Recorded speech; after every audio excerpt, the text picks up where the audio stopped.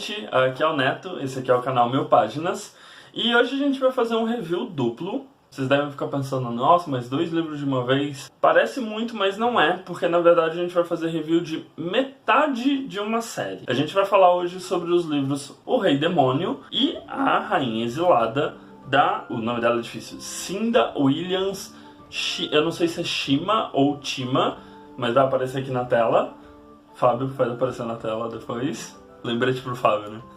Esses 2 livros, eles são metade da série Os 7 Reinos, que são compostos originalmente de 4 livros. Esses 2 primeiros livros, dá pra tranquilamente falar dos 2 ao mesmo tempo, porque primeiro que a passagem de tempo do primeiro pro segundo são apenas poucos meses. Segundo porque eu tenho a sensação que dá pra condensar esses 2 livros em apenas um. Mas de maneira nenhuma eu acho esses livros ruins ou fracos por si só.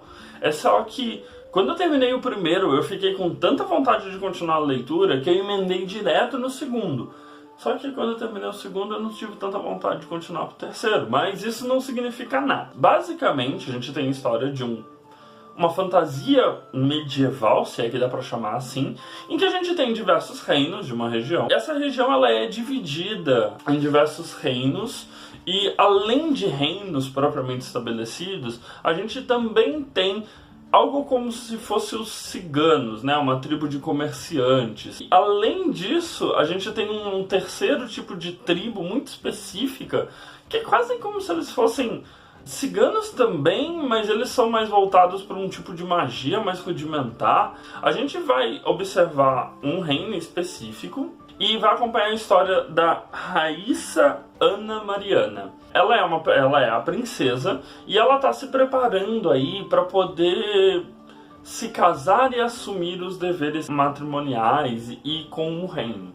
Uma característica interessante é que é uma sociedade matriarcal por causa da Halaleia, que enfrentou originalmente o Rei Demônio, que nada mais era do que um feiticeiro muito poderoso, que tentou tomá-la à força. E nesse ponto a história se diverge um pouco para cada uma das facetas da sociedade tendo uma interpretação. A galera do reino consegue ver a Halaleia como uma coisa específica, os feiticeiros veem a Halaleia como outra coisa, os comerciantes e essa tribo, essa classe mais tribal, veem a história de uma outra maneira. De modo geral, o que acontece? A gente tem essa mitologia muito forte sobre quem foi a Halaleia. Isso meio que pauta muito a vida da Raíssa e pauta muito a vida das pessoas. Os feiticeiros, né, a magia é algo que existe no mundo há muito tempo, e só que eles não conseguem fazer magia a seu bel prazer.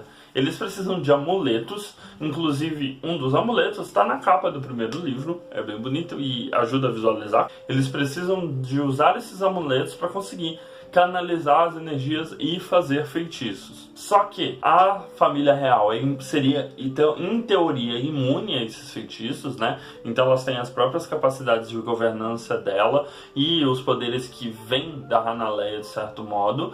E a gente tem a classe de comerciantes e tribais, que é quem efetivamente faz esses amuletos. A gente tem um poder dividido por 3. Os feiticeiros, que são pessoas da corte, conselheiros e tudo mais. A gente tem a família real, que é matriarcal, então as rainhas detêm todo o poder e comandam aquele reino. E a gente tem a classe tribal e comerciante, que é quem produz os amuletos para os feiticeiros utilizarem, e por conta disso eles são uma das bases aí de todo o governo na qual é pautado essa sociedade. E a Raíssa, ela está se preparando para escolher um noivo, né? Tem diversos outros reinos que desejam se casar com ela. Nem todos os outros reinos são matriarcais. Muitos reinos veem com certa desconfiança ter uma rainha no poder.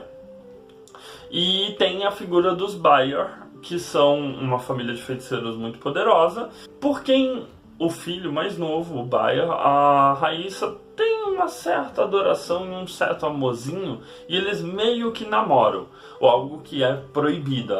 A família real ela é proibida de se envolver amorosamente com qualquer pessoa do clã dos feiticeiros. E aí a história para e a gente vai conhecer um outro personagem, que é o Han Alistair. O Han Alistair, ele é o estereótipo de órfãos, que a gente já conhece.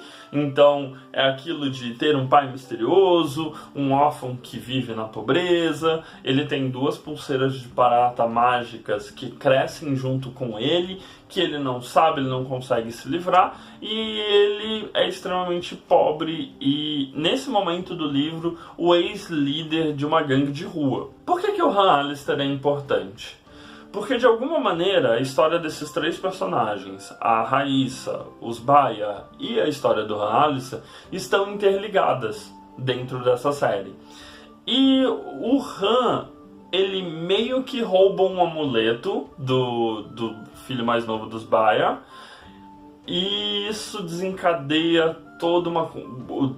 deflagra quase como se eles começassem a investigar tudo que está ocorrendo por trás do governo por conta desse roubo. Obviamente que, como a gente tem esse controle dos artefatos mágicos, nesse universo em específico, houve uma grande tomada do que havia depois da morte do Rei Demônio. Houve uma tomada muito grande de tudo que havia naquele de artefatos mágicos, e alguns sumiram para sempre e estão em poder de alguns outros magos. Quando o Han Alistair se envolve com isso, a vida dele vai pro buraco. Ele começa a se ver em diversas situações em que ele está sendo ativamente buscado pelo clã dos Baia, e a Raíssa, apesar dela não ter um contato direto nesse primeiro livro com o Han Alistair, as ações dela impactam na vida dele e as ações dele impactam na vida dela. Esse provavelmente é um dos aspectos mais interessantes do livro para mim, porque como eles estão tão perto, né? Então, como a sociedade deles, mesmo sendo tão distante, ela sendo a futura rainha e ele sendo um órfão pobretão, como as ações de um pro outro interferem tanto neles, e também porque a Raíssa é uma personagem incrível, isso é importante a gente ressaltar. Ela tem personalidade, ela tem charme, ela é inteligente. Às vezes algumas ações a gente pode até questionar de, nossa, como você está sendo ingênua, mas ainda assim é uma personagem bastante incrível. O Han Alistair, eu confesso que eu não gosto muito dele. Eu acho que as partes dele são as mais fracas, de modo geral, mas o Han Alistair, ele vive diretamente fazendo essa ponte entre o mundo ali dentro da cidade real, em que ele é um órfão pobretão, mas ele é bastante amigo de uma das crianças dessa tribo de comerciantes, o Dançarino do Fogo. E ele serve bastante também para mostrar como é a mobilidade da sociedade naquela época e naquele local. E nessa salada toda, o que acontece? A Raíssa se rebela, o Han Alistair descobre os segredos do passado dele, porque ele tem aquela pulseira. Eles descobrem por que aquele amuleto é tão importante. A tribo descobre qual é a ligação do Han Alistair com os Baia. A Raíssa descobre o que os Baia estão tramando, e aí acaba o primeiro livro. É muito estranho, porque a gente consegue dizer claramente que no primeiro livro 80% dele é bem parado, é bem tranquilo mesmo, de ambientação e de aventurinhas dos personagens. Nos últimos 20% a gente tem essas grandes reviravoltas, e ele termina de sopetão com todo mundo fugindo da capital. E aí você fala, e agora? O que vai acontecer? O segundo livro é quase como se fosse uma alteração completa do que a gente já conhece, porque eles são obrigados a conhecer outras localidades que não a capital e o seu próprio reino para poder fugir. Então eles fogem para uma academia. Aparece aí a figura do Amon, que é um amigo de infância da Raíssa, que é um capitão da guarda real, e ele é um personagem interessante. Apesar dele não entender necessariamente as necessidades da Raíssa, ele as apoia como amigo, então a relação dos dois é bastante interessante. Os Baia saem um pouco de foco nesse segundo livro, que é a Rainha Exilada, e então a gente tem quase que uma trama de Harry Potter mesmo, de eles indo para algum lugar para estudar efetivamente. O Han Alistair vai estudar em uma academia e a Raíssa vai estudar em outra disfarçada. E é muito bom porque nessa parte o Han se desenvolve, então muitas das coisas que a gente fica com um pouquinho de ranço dele no primeiro livro dá uma certa melhorada, enquanto a Raíssa tem um salto gigantesco de ver como é a vida fora do seu próprio reino e de ver como as pessoas comuns vivem, e para ela, que nunca teve essa oportunidade por ser uma princesa, torna o desenvolvimento dela assim também a passos largos. E isso é bastante interessante, é bom a gente ver quando a gente tem uma personagem feminina que deveria ser o estereótipo de uma princesa comum, sendo transformada numa rainha ali pelo calor da batalha, realmente, por todas as situações e atribuições que ela está passando, sem ser tonta, muito pelo contrário, ela é muito ativa e muito ciente do seu papel. Ela sabe que ela tem que se casar para poder reinar, ela sabe que isso é esperado dela, ela não é simplesmente uma rebelde, ela não fala, eu não vou me casar, ou eu vou me casar com Bayer e pronto. E a gente também tem no segundo livro uma questão bastante interessante, que é mostrar a cisão que já existe dentro dos magos, dentro do próprio clã dos feiticeiros. Existe uma cisão com relação à presença dos Bayer, e é bastante trabalhado isso nesse segundo livro, de modo que o mundo ganha bastante corpo, né? Algumas coisas que não me agradam nesse segundo livro é o fato de que a gente se vê envolvido numa guerra que é pouco explicada. É mencionados muitos e muitos reinos, o Reino do Sul, uns reinos com uns nomes horrorosos, e não necessariamente a gente está habituado com isso, porque o primeiro livro é muito mais contido naquela tramazinha da capital, e o segundo ele ganha um escopo muito maior. Então a gente tem essa questão, né, de uma guerra que a gente não consegue compreender tão bem, e como isso vai afetar a vida da Raíssa e do Han, mas todos os personagens eles ganham ali mais consciência do que está acontecendo com eles.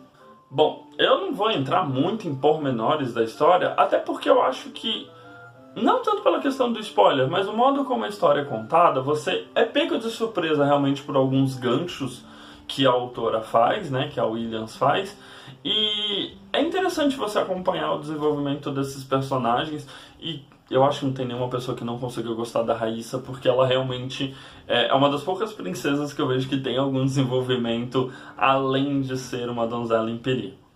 O Rei Demônio, ele tem 384 páginas, foi lançado aqui no Brasil pela editora Suma, por volta de 2013 para 2014.